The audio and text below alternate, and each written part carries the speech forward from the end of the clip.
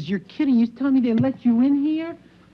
Well, I know you get this all the time. No, I don't. No, but, I have a psychic, and I asked her about you, and she told me that we were destined to make it Look, together. whoever you are, please, I'm tired. Go away. Well, I won't stay over. Yeah. I mean, I just know you're a Sagittarius, and Sagittarians get along really well with Pisces, because I'm a Pisces. Yeah. And I just think that... Will you get out of the bed, please? Well, wait, here. And I drove all the way from Bridgeport to make it with you. Yeah? That was Woody Allen trying to get rid of a groupie who won't take no for an answer in his new film, StarDust Memories. And StarDust Memories is one of 5 new movies we'll take a look at this week on Sneak Previews. 2 film critics reviewing the new movies in town. Across the aisle from me is Gene Siskel, film critic of the Chicago Tribune. And this is Roger Ebert, film critic of the Chicago Sun-Times. Now, in addition to StarDust Memories, we have a bunch of more conventional comedies on the show. There's Marty Feldman's slam at television evangelists in God We Trust. Also, Diane Cannon and Robert Blake laughing it up in a truck in Coast to Coast. And Christopher Reeve appearing in a serious film, a romantic fantasy called Somewhere in Time. But first, Roger begins with the second coming of George Burns in the comedy Oh God, Book 2. Well, one of the surprise hit movies of a few years ago was Oh God, comedy starring George Burns in the title role. Burns played God as a sort of deified Will Rogers, coming up with homespun philosophical insights, masking his intelligence behind a facade of simple common sense. Now George Burns is back again in a sequel called Oh God, Book 2. And this time he singles out a wide-eyed little girl to be his earthly messenger. Tracy, it's me again. What? What? That wasn't a dream you had. It was real. Where are you? In the back seat.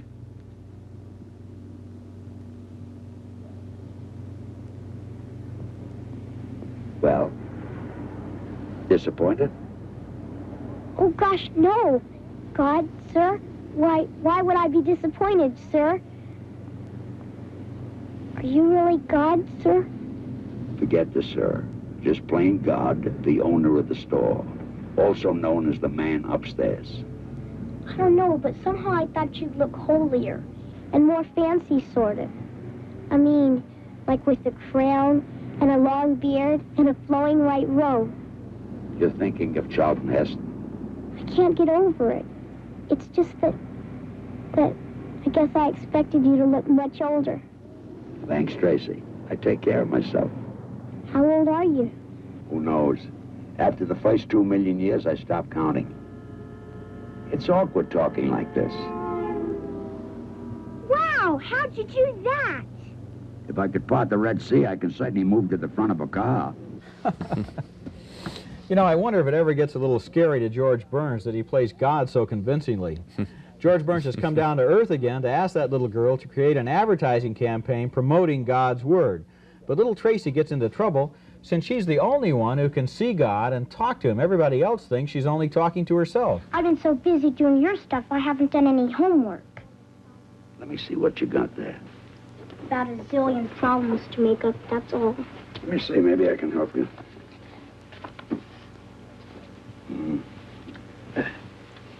Mathematics. That was a mistake. Should have made the whole thing a little easier. You make mistakes? Nobody's perfect. I blew it with the Dead Sea. All that salt, no life in it.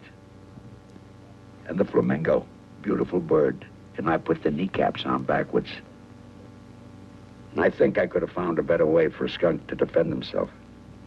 And you sure goof with the giraffe. Giraffe? Why'd you make the neck so long? She could eat the leaves off the trees. Why didn't you just make the tree shorter? Where were you when I needed you? I like that scene, but Oh God, Book 2 would have been a much better movie if more scenes had involved that charming and innocent relationship between George Burns and the little girl. Unfortunately, the movie gets badly sidetracked into a moronic subplot. Little Tracy's teachers and parents get worried when they think she's talking to herself. They make her see a psychiatrist, then they want to send her to a mental institution. Meanwhile, all the kids back at school hold a strike in support of Tracy, and the movie, which starts out delightfully, ends up being very long and very slow and utterly, completely predictable. Well, you go after the subplots, I'll take the main story on. I think this is just a cheap sequel and does the same kinds of things as the original film did, only less so. Instead of building on that original film where John Denver, a supermarket manager, is visited by God, and God ends up convincing Denver and a lot of other people that God is around and interested in the world, instead of building on that, all they do is replay it with the little girl and give us miracles that are less exciting and dialogue with Burns that is less funny. And it's a cheap sequel to mean nothing more. You know you're in trouble when you talk about less exciting miracles. Right. What I kept thinking was, if God did decide to come back to Earth, he probably would not come back as a character in a situation comedy. And that first film, even though it was a comedy, had kind of a serious core to it. Yes, it did. It wasn't a religious movie, but it had a certain spirituality to it. It kind of dealt with what would happen if God came back down to Earth again and called us all to order, you know. And this one, it's as if they started out and said, okay, God's coming back to Earth, what'll we do now? They were bankrupt of ideas, and they gave us all of this stuff about the teachers, the psychiatrists, and so forth. It's a great premise for a movie. Why did they blow it? Well, I think it's the sequelitis. I don't think they even try very hard here. I think also that sequels do a big damage to the movie industry. I think that when the public is roped into seeing a sequel, hoping it'll be as good or even better than the original, and they get one of these cheap, quickie rip-offs, especially with a star like George Burns in it, who has so much goodwill, I think this hurts the movie industry, revealing it as very venal and out to make a quick buck. I agree. Yeah. Another film. Traveling backward in time has been a constant source of ideas for movies. Just last year, you'll recall, there was The Beautiful Time After Time. Last summer, The Ridiculous Final Countdown. Our next film, Somewhere in Time, falls somewhere in the middle. It's beautiful and ridiculous. It stars Christopher Reeve as a young modern-day playwright who falls in love with an actress who lived in the early 1900s. On vacation at a resort hotel, Reeve sees a portrait of the dead actress, and it's a case of love at second sight, because as the story develops, he has known her in another life. Reeve hypnotizes himself to get back to the year 1912 so he can meet her once again. Once he's back in 1912, he goes to a theater to see the actress perform. She spots him in the audience, breaks out of her character, and delivers an impromptu soliloquy aimed directly at him. There must be something you like about him. Yes, his absence. The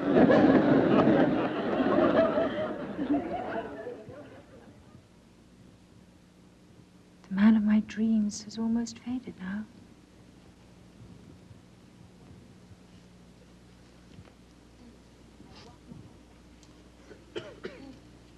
And what man is that, miss? The one I have created in my mind. The sort of man each woman dreams of in the deepest and most secret reaches of her heart.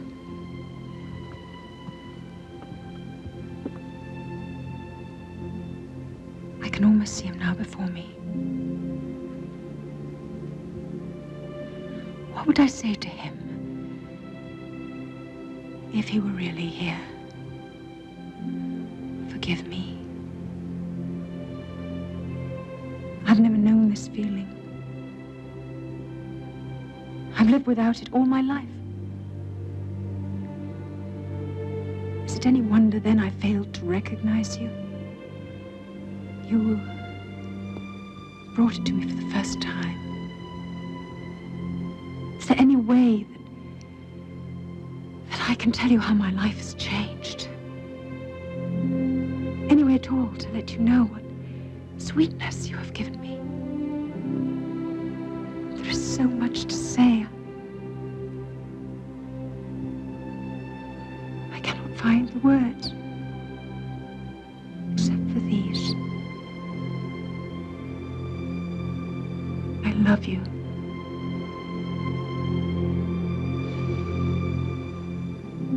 And such would I say to him if he were really here. That's a nice speech, sweetly performed by Jane Seymour. Frankly, she's a lot more interesting in this film than Christopher Reeve is. That's because he, unfortunately, has been stuck for the first hour of the picture, boning up on time travel, buying turn-of-the-century clothing at Brooks Brothers, hypnotizing himself with tape recordings of his own voice, not given much of a chance to develop a character. Somewhere in Time makes the mistake of spending its first hour failing to convince us that time travel is possible, while the film's love story, which is convincing and could have been more so, it's given short shrift. You know, I think you're absolutely right. When we spend an hour waiting for this great romance and waiting and waiting, seeing the picture of the woman on the wall, looking at her handwriting in the ledger, reading her old newspaper Yep. clippings, looking at her old playbills. And then finally, when he hypnotizes himself, goes back 68 years, and we're all set for this great romance, and it's a one-night stand. Yeah, it's unfortunate, but I think there's an explanation for it. It's easier to do the scenes of showing photographs, of listening to a tape recorder. That's easier to do than writing dialogue between two characters. So they went the easy way. And there's another film coming up in this show where, again, they avoid a relationship. Relationships are tough to write. That's why the film has been structured this way, and it's a disappointment.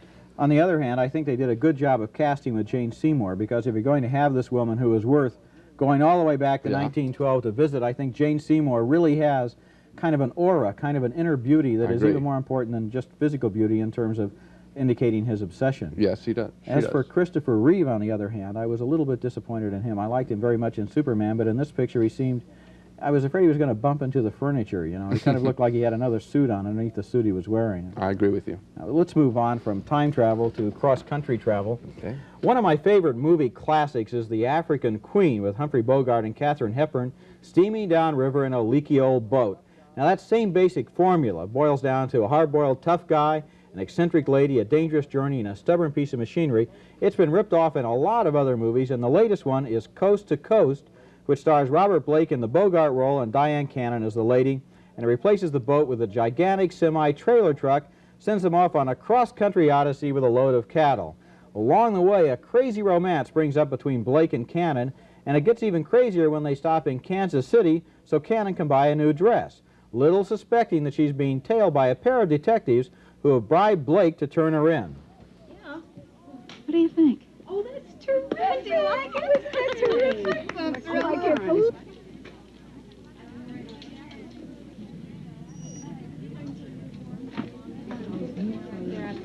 I just love it. What's it? These are new shades. I haven't... We gotta go now. Oh, Callahan, look at my dress. Holy sh**. What do you think? Do you like it? I got two things. Here's Oh, your veil. Is thank this you, your Grace. boyfriend? Oh, no, this is Callahan, my driver. This is Grace and Georgina and Ida. Here's the bill. The bill. Yeah. Cost the alteration. More? I mean, is this a sample? Thank you very much. We have to go Callahan, I now. have to get my hair done. We have to go now. Callahan, I'm going to get my hair done. We have to go We now. have to go. Oh, my dress, my packages. We have to go now. We're going. Bye, Grace. Listen. Bye, Georgina. Remember that guy that you whacked over the head? Are you The mad? one that What are was you stealing doing my in here? truck? Yeah, He's back again. They're all back Well, how do again. they know? We gotta get out of here. How do they You know gotta we're help here? me. Hey, where'd they go? Quiet now. Slam the door. Don't slam it.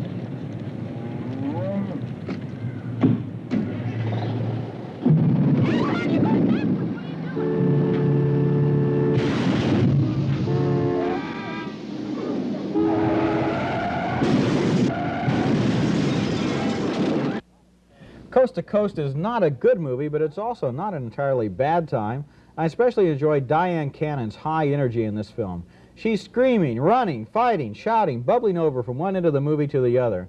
Robert Blake plays a nice counterpoint to her insanity, but this is basically just a one-situation movie in which the same kind of material is repeated over and over again until we almost wonder, haven't I seen this movie somewhere before? I liked it even less than you did. I did not care for Diane Cannon's role here. She's just a screaming Mimi as far as I'm concerned in this picture, always screaming his last name of the character, Callahan this, Callahan that. I got tired of that. I think this film must have been conceived of in the time after Smokey and the Bandit and its success, and I'm disappointed that the film did not have the creativity to, again, build the character, spend time on the character instead of wasting its time with car crashes. We're exactly in agreement here. A situation is no replacement for a character. You get them into that cab and you think that's going to take care of everything. Gee, Diane Cannon's driving the truck. Isn't that thrilling? What about them? What about the man and the woman in the 3,000-mile journey? That's tougher to do. Now we move on to a film where we both, I think, had big expectations. I used to be able to say, for example, I can't think of a Woody Allen film I don't like. Unfortunately, now I can. It is his latest one, StarDust Memories, in which Woody plays a put-upon comic filmmaker named Sandy Bates, who hates all of the problems that success has brought him, problems like the one he encounters when he meets his staff in his apartment. The movie is filmed in black and white.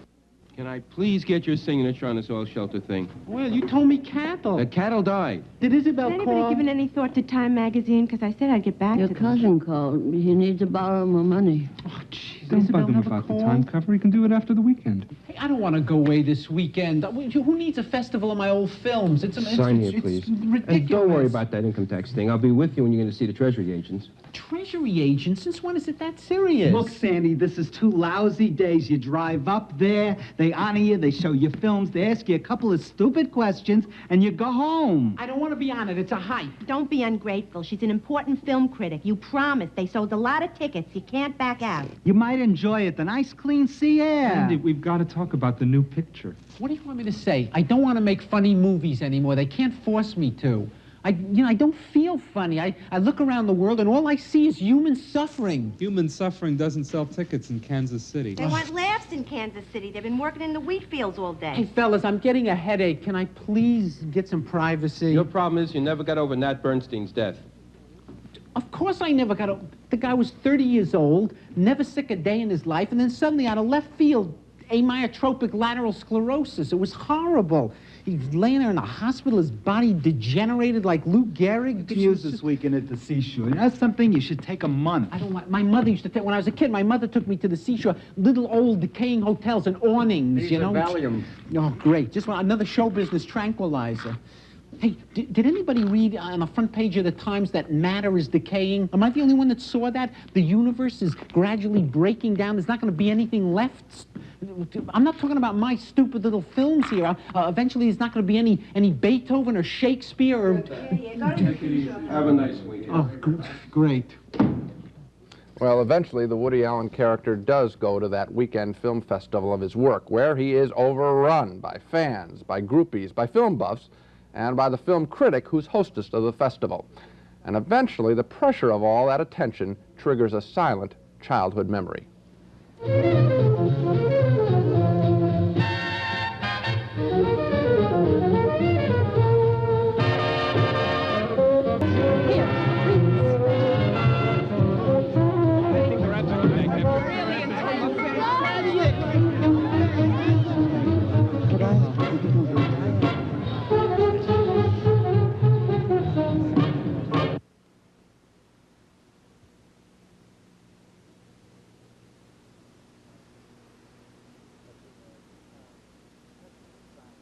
That scene has a charming, intentionally silent ending, but this aloof director is not the kind of nice guy that Woody Allen usually plays, and Stardust Memories is not the usual Woody Allen comedy. He seems to be indicting his fans in this picture and himself. He's indicting everyone in the celebrity game. But to do that, Allen has really stacked the deck against virtually everyone in the film. He plays an unpleasant character surrounded by a lot of other unpleasant characters, and Allen has his character deliver a lot of unpleasant jokes. This is all in an effort to tell us that Woody Allen hates to be asked for his autograph, hates the whole celebrity game. But he says that in the film's first 10 minutes, and then Stardust Memories has little more to say. You know, Gene, I have to share your disappointment. Usually, you know, you can kind of count on Woody Allen at about this time of year after a summer of terrible movies. Comes along in October with something pretty good, but not this time. I was really disappointed. I think Stardust Memories is a one-note movie, as you suggested. It's very shrill. He has taken as his model a 1963 film by Federico Fellini called 8½, which is on exactly the same subject, and Allen also uses the same visual style in the black and white photography. Fellini's film is about this director who's surrounded by sycophants and would-be collaborators. He's overworked, he's harassed, and yet the Fellini film carries it through. The guy works out his problems. He comes to a terrible end, but nevertheless he's done so by facing what's the matter with him. It's not true in Stardust Memories. It just goes all along at one note. He's mad, and then he's still mad, and then he's still mad about the same thing, and then the movie is over. There's another thing that bothers me about the film. I sort of hate to see Woody Allen, so creative a person, sort of chase his tail in this movie. He seems to be focusing on the media's preoccupation with him, with people's preoccupation with him. He's giving in to the very problem that he wants to solve, and I think it's just sort of unfortunate. It seems to be a small subject for him to deal with, actually. This movie is kind of self-defeating, actually. You know, in one of the clips that we just showed, he talked about he doesn't want to make funny movies anymore. He doesn't feel funny. I think in a way he feels ambiguous about humor, and he's so good at making funny movies, and I sound like one of the characters in the movie. I liked your earlier movies better. But recently he's taken on two of the great directors. His movie Interiors was based in terms of visual style on Ingmar Bergman. Now comes this movie based on 8½, and even the first scenes are the same, very similar. I think if Woody Allen wants to find a great director to imitate, he doesn't have to look any further than Woody Allen. No, I agree with you. And the other thing I want to say is I understand the problem that he's trying to deal with, at least I think I do. And it's contained in that little beautiful silent memory of his childhood. I guess what he's saying is, you know, when I was a little kid, all I wanted to do was create magic, and that's what I want to do in my movies, but unfortunately all this mess has come in on me. Well, I understand that, and it's beautifully expressed in that one little bit. But that's in the film's first 15 or 20 minutes. Then, unfortunately, he adds nothing, and that's the disappointment. Unfortunately, we're both very disappointed. Yep. Let's move on now to a movie that takes the tired and predictable old target of hard-sell television evangelists and does tired and predictable old things with it. The movie's called In God We Trust, and it's mostly the work of Marty Feldman, who wrote it, directed it, and stars in it as an innocent monk who's told to go out in the world and find the money to pay off the mortgage on the monastery. In no time at all, he's involved with low-life street people like Louise Lasser, who plays a hooker on the run.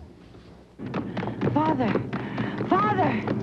I'm not a father. I'm a brother, sister. What is it you want? The sanctuary of the church. Huh? Just hide me till the cops come by. Look casual.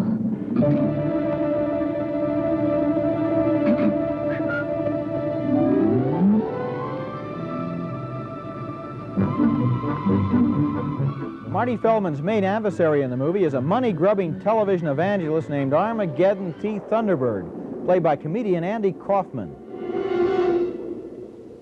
Mr. Thunderbird. I've been trying to see you for months. I have this letter from the abbot. It's about the mortgage on the monastery. I know. You know? I have the mortgage deed to your monastery. It will be yours in good time. Everything in your life has been leading up to this moment. God has chosen you, Brother Ambrose, to lead his nationwide Mobile crusade. Me?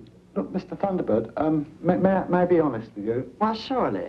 You see, in your services, all you do is talk about money. I thought virtue was its own reward. Of course it is.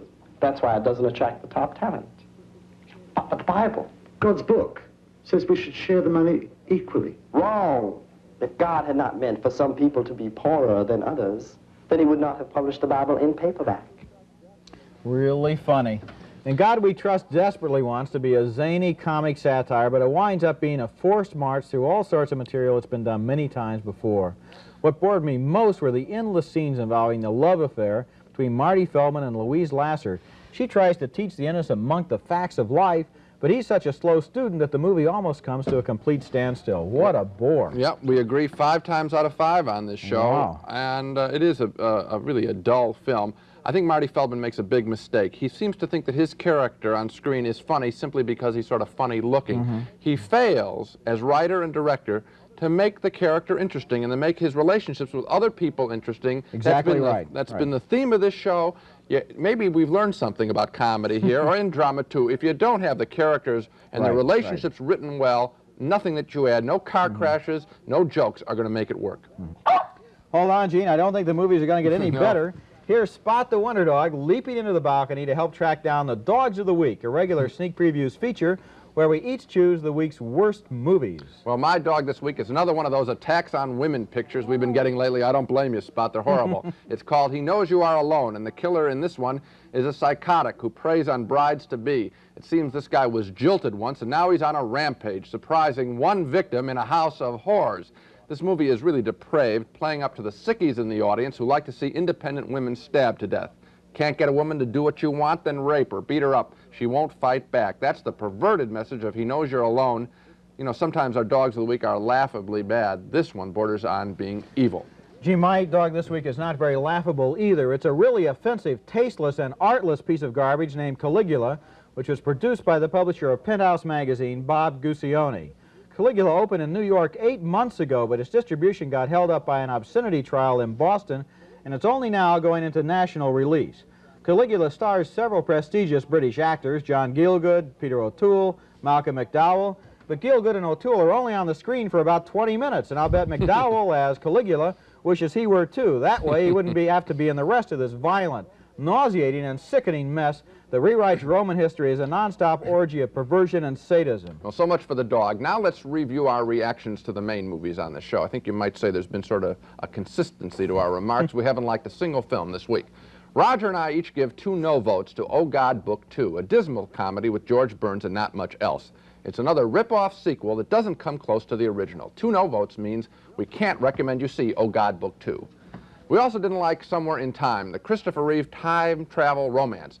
The first hour is pure torture as we wait for him to get back to 1912. 2 no's for that. The same for Coast to Coast, a dumb trucker movie with Diane Cannon screaming her head off for 2 hours. Roger liked her enthusiasm. I say, get that woman a muzzle. Also, a big disappointment. 2 no votes for the latest Woody Allen film, StarDust Memories. Unfortunately, it's a trivial commentary on the perils of being a celebrity or a fan. And 2 very strong no's for Marty Feldman's religious satire In God We Trust, in which Feldman takes on TV evangelists and loses. Well, so much for this week. Next week on Sneak Previews, we'll review 5 more new films, including Private Benjamin, a comedy enlisting Goldie Hawn in the Army. Why Would I Lie, an offbeat love story about an eccentric welfare worker, and Gloria, starring Jenna Rollins as a mobster's girlfriend who winds up protecting a 7-year-old boy. Until then, we'll see you at the movies.